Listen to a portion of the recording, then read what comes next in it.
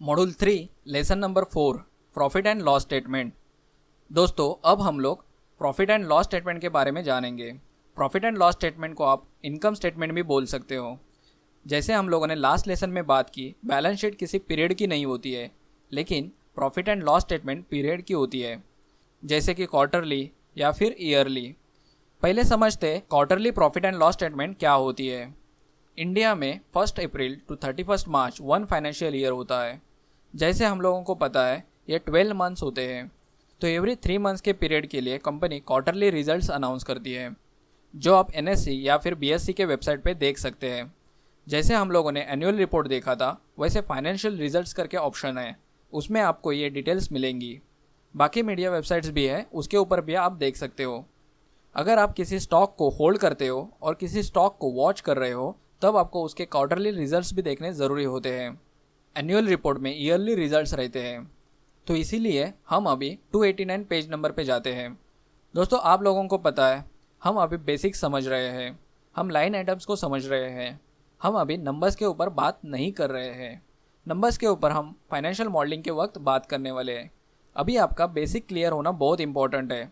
Basic clear होगा तो financial analysis बहुत सिंपल हो जाता है। तो चलो स्टार्ट करते हैं। तो इसमें पहला है रेवेन्यू फ्रॉम ऑपरेशंस। तो इसे आप टॉप लाइन बोल सकते हो। आप अगर बिजनेस न्यूज़ चैनल देखते होंगे तो उधर जो एनालिस्ट होते हैं वो टॉप लाइन ऐसा वर्ड यूज़ करते हैं, तो आपको समझना है कि वो रेवेन्यू के बारे में बात कर रहे हैं। तो रेवेन्यू का मतलब इनकम, कंपनी ने कितना सेल किया। सेल मतलब आप सबको पता है बेचना, तो सबसे पहले कितना बेचा वो आएगा।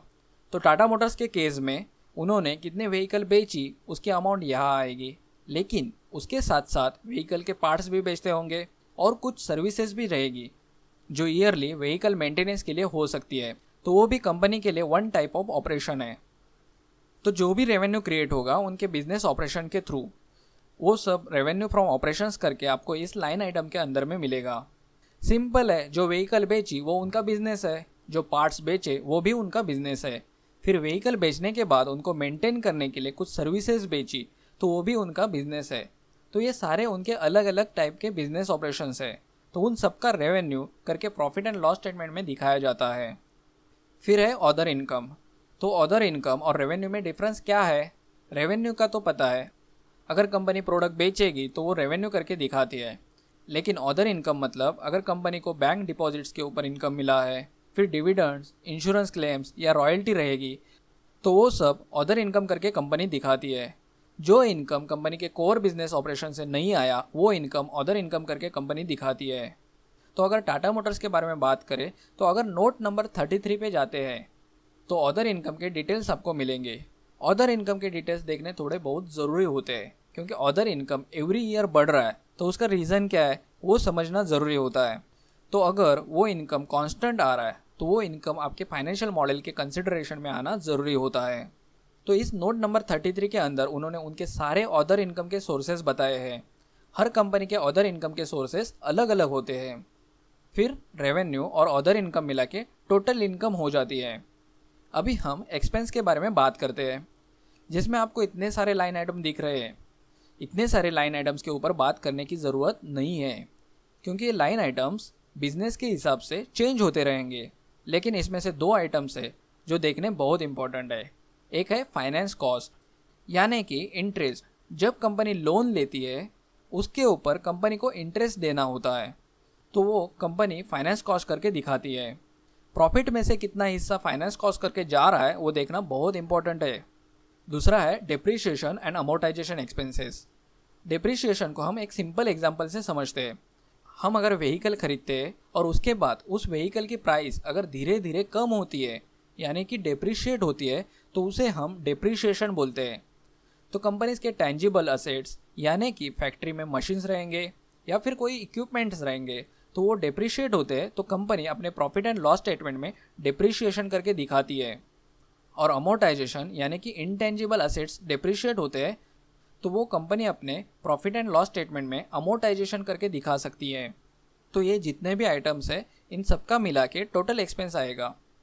फिर है प्रॉफिट या फिर loss before exceptional items and tax. तो ये क्लियर है, टोटल इनकम में से टोटल एक्सपेंस माइनस किए हैं।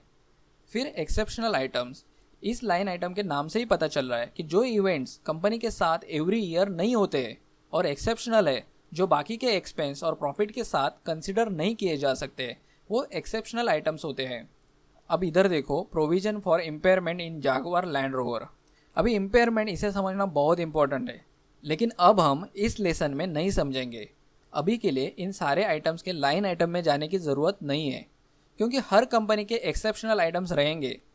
इसके ऊपर हम फाइनेंशियल मॉडलिंग के वक्त थोड़ा डिटेल में बात करेंगे। अभी बात करेंगे तो आपका कन्फ्यूजन बहुत सारा बढ़ेगा, आपको बहुत सारी चीज़ें प्रैक्टिकली करके दिखानी होगी, तब आप इन चीज़ों को भूलोगे नहीं, एनालिसिस करोगे तो हमेशा याद रखोगे।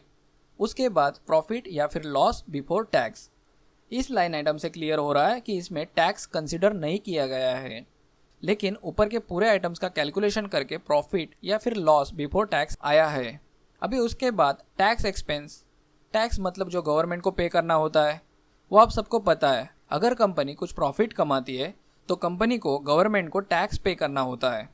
उसके बाद आपको मिलेगा profit for the year from continuing operations, और उसमें जॉइंट वेंचर का जो प्रॉफिट है, यानी कि share of profit of joint ventures and associates, ये ऐड होगा।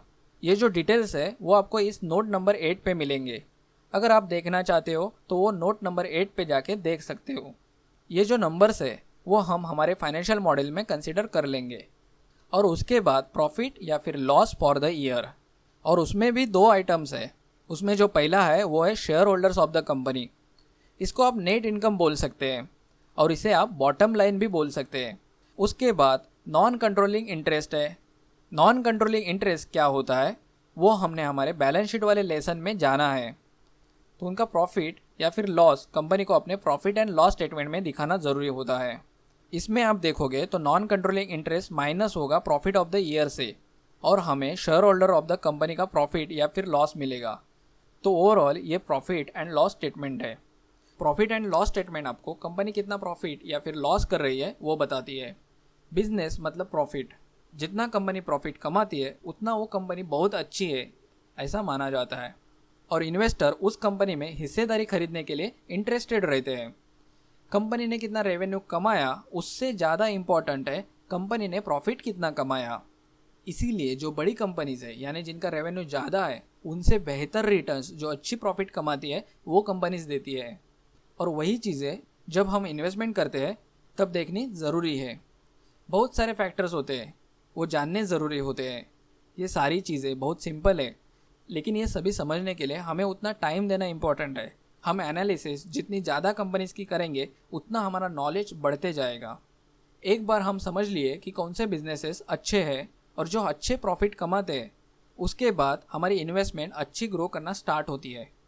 प्रॉफिट एंड लॉस स्टेटमेंट में जो प्रॉफिट और लॉस दिखता है वो सही है कि गलत है वो देखना इम्पोर्टेंट है, और वो हमें हमेशा हमारे कैश फ्लो और बैलेंस शीट से समझ में आता है। कन्फ्यूजन में मत आओ, ये सारी चीज़ें आपको क्लियर होने वाली है, सिर्फ पेशेंस रखो। बाकी जो आइटम्स है नीचे वाले वो अभी हम डिस्कस नहीं करने वाले हैं। इवन हमें फाइनेंशियल मॉडल में उसकी ज़रूरत भी नहीं है। ध्यान में रखना है जितने डिटेल्स में जाओगे उतनी कॉम्प्लिकेशंस बढ़ेगी। तो अभी हमने इसमें टर्मिनोलॉजी समझने की कोशिश की है, यानी कि सिर्फ फाइनेंशियल वर्ड्स जो है उनका मीनिंग क्या है, फिर उनका काम क्या है, वो समझने की कोशिश की है। और इधर हम किधर भी नंबर्स के ऊपर बात नहीं कर रहे हैं। नंबर्स के ऊपर हम फाइनेंशियल मॉडलिंग के वक्त बात करने वाले हैं, क्योंकि हम लोग फाइनेंशियल मॉडलिंग के वक्त प्रॉफिट एंड लॉस स्टेटमेंट को खुद बनाएंगे, तो उस वक्त हम लोग नंबर्स के ऊपर बात करने वाले हैं। तो दोस्तों, इसी के साथ हम नेक्स्ट लेसन में मिलते हैं।